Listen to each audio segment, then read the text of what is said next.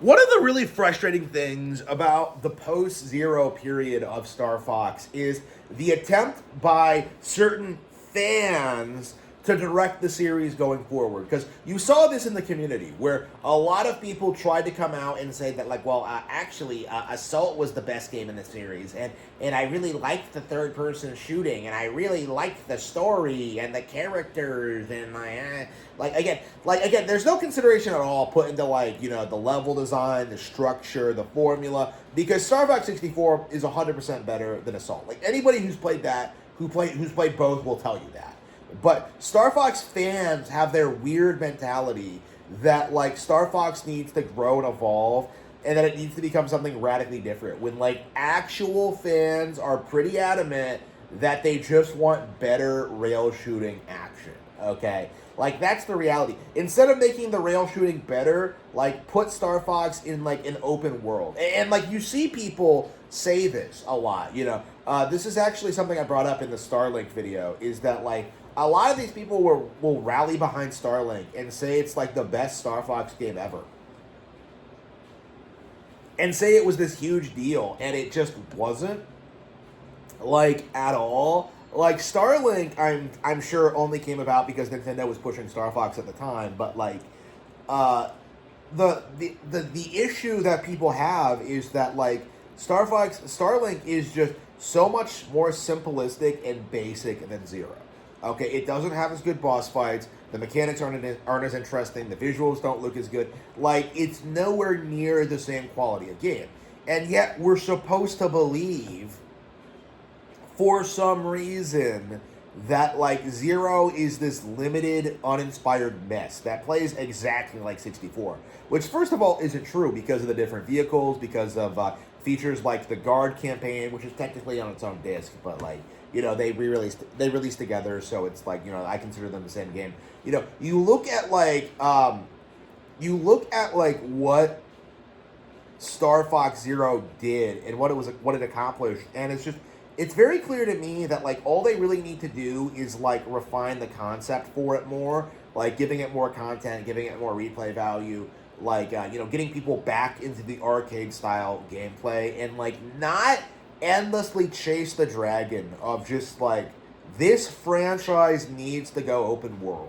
Because, like, you would think people would know this, like, after Mario Kart World. After people, like, complain so incessantly about, like, the track design in that game and, like, the open world. Like, what exactly did the open world in Mario Kart, like, really add to the experience? Like, you could have theoretically just cut out, like, the open world entirely in World and just had, like, a way better experience overall, okay? In theory. Like, obviously, I'm quite fond of the open world and I enjoy it for what it is, but at the same time, there is this feeling that, like, making everything open world, making everything, like, the same is not, like, a good thing for game design. It is not a good game for, like, the direction of the franchise. It is not something that I want to see. And Star Fox, I think, is probably the most blatant example of this, because I do not want to see any spin-offs or any, like, new directions for Star Fox until we start getting our rail shooters back.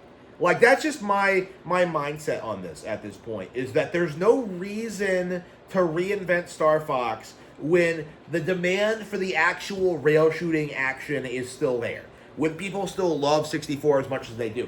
I don't understand the mentality that some people have that we absolutely have to move through this. And keep in mind, I'm a big fan of, like, Star Fox Adventures, right? I'm very open to the idea of, like, reinvigorating the series. I'm actually a big advocate for, like, expanding on the command formula, actually, of just, like, expanding on the strategy aspects and doing more stuff with that. I really want to see that happen at some point. But that's the reality here, is that Star Fox is a series that has experimented more than it's stuck with its formula. And it really does need to stick with its core formula. It really needs to have its own team. It really needs to have people behind it. There are things they can do to make it work. What I would do is just have a lot of really good, like, unique machines, vehicles that you can, like, use in different ways and throw in different settings. Like, I don't understand why so many people are are just like, yeah, just make Assault again because that worked so well the first time. Hey, genius, I played Assault when it came out, and I was unbelievably disappointed with it, okay? It's like one of the big disappointments of my childhood. Even as a kid, I knew that like that game was not as good as 64, and I coped with it. I accepted the game for what it was. But like, there's a reason I've never gone back to it. There's a reason like people don't really talk about Assault that much.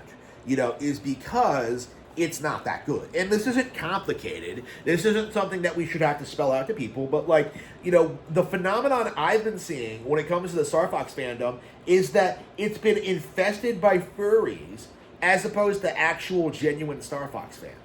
That's like a big problem with this community right now, is that you have people hitting up Crystal's voice actress on Twitter, asking her for like commissions to do porn, and meanwhile actual Star Fox games are like demonized. Like, people don't want this. It's like it's just like actual fans don't want this nonsense. I don't understand why so many people are like adamant that like Star Fox needs to like evolve past this like rail shooting, as opposed to like refining the concept and making it like mainstream again, which I think is what should be the goal. And I think this is what like Miyamoto wants, is to like really go back to like the 64 style and really expand on it and make it interesting and fun. Like that's my mentality on it. Like that's what I want to see going forward. That's what I want. And yet, like, the rest of the community is just like, no, it needs to be open world. It needs to be like Starlink. Starlink was amazing. I sure loved the little toys and, like, the monetization. It's just like, what are you talking about? It's like absolutely one of those weird, like, internet subcultures that I'm sure is going to die once we do get a new Star Fox game. Either we get, like, an on-rail shooter and, like, people get hyped for that and, like, all of this is forgotten, or we do get the open world game and this entire community is just kind of subsumed by, like, actual Star Fox fans having, like, their own thoughts on the game. It's... I grew up, everybody universally agreed that what we wanted was, like, more Star Fox Zero. And I will never budge from the Star Fox 64. I will never budge from this, like that's my mentality. Like, this is a series that we should be getting new entries to, like, at least every decade, okay? And the fact that we haven't got that yet is something that, like, has always really frustrated me, This would be one of my all-time favorite Nintendo IPs if they just did more of 64.